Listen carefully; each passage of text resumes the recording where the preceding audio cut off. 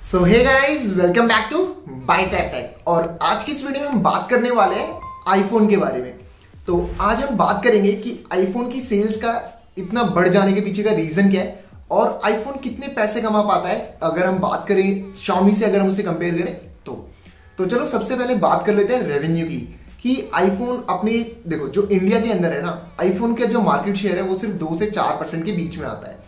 पर इस 2 से 4% के बीच में Xiaomi अपने जितने फोन बेचता है वहां से वो जितना प्रॉफिट कमाता है ना, उतना आईफोन अपने इस 2 से 4% के शेयर के बीच में कमा लेता है। यानी आप ऐसा कह सकते हो कि अगर Xiaomi को 1000 फोन बेचने पड़ते हैं कुछ प्रॉफिट कमाने के लिए, 100 रुपए कमाने के लिए, तो आईफोन को सिर्फ अपने 3 या 4 या 10 आईफोन बेचने पड़ेंगे उस 100 रुपए कमाने के लिए। अगर रेवेन्यू की बात हो रही है तो आईफोन और Xiaomi बराबर है। पर लेकिन जब आती है मार्केट शेयर की बात तो Xiaomi एप्पल से बहुत ज्यादा आगे है।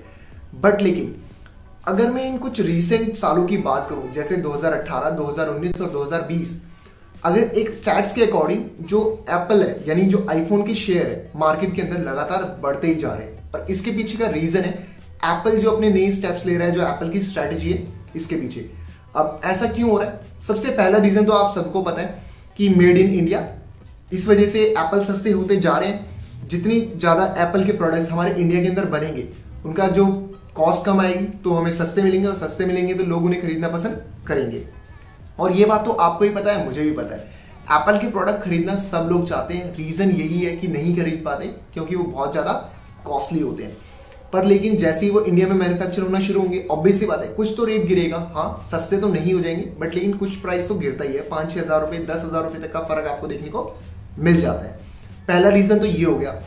दूसरा रीजन क्या है कि एप्पल ने अपना खुद का ऑनलाइन स्टोर लेके आ गए इंडिया के अंदर, जो आज से पहले हमारे पास नहीं था।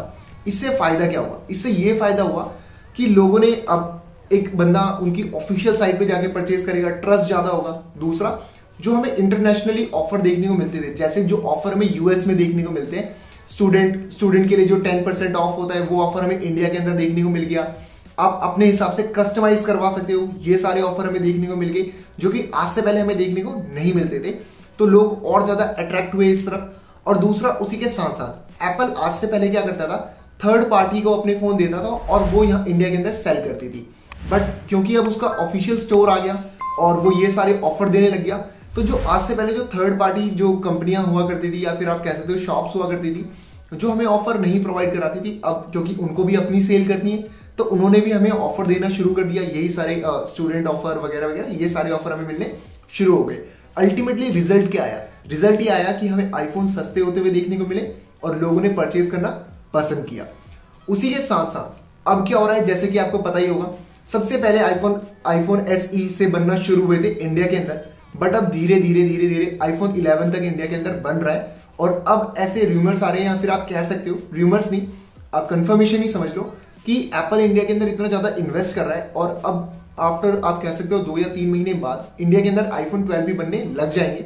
और वो सिर्फ इंडिया के लिए नहीं बनेंगे, वो यूएस वगैरह भी एक्सपोर्ट किए जाएंगे, यानी इंटरनेशनल मार्केट के लिए भी वो बनाए जाएंगे, जो हमारे लिए इंडिया के लिए भी अच्छा है। और इंडिया में तो वो सस्ते मिलने ही वाले हैं, इससे तो फायदा हमें होगा। जैसे कि आपको पता ही होगा कि एप्पल के जो जितने भी मैन्युफैक्चर है, जो भी एप्पल के फोन मैन्युफैक्चर करते हैं, जैसे कि पैगाट्रॉन, वेस्ट्रॉन, ये सारी कंपनियां जो ताइवान की कंपनियां हैं, वो सब इंडिया में इन्होंने अपने मैन्युफैक्चरिंग प्लांट लगा रखे हैं और ये लगातार अपने जो प्लांट्स हैं उन्हें बढ़ाते भी जा रहे हैं।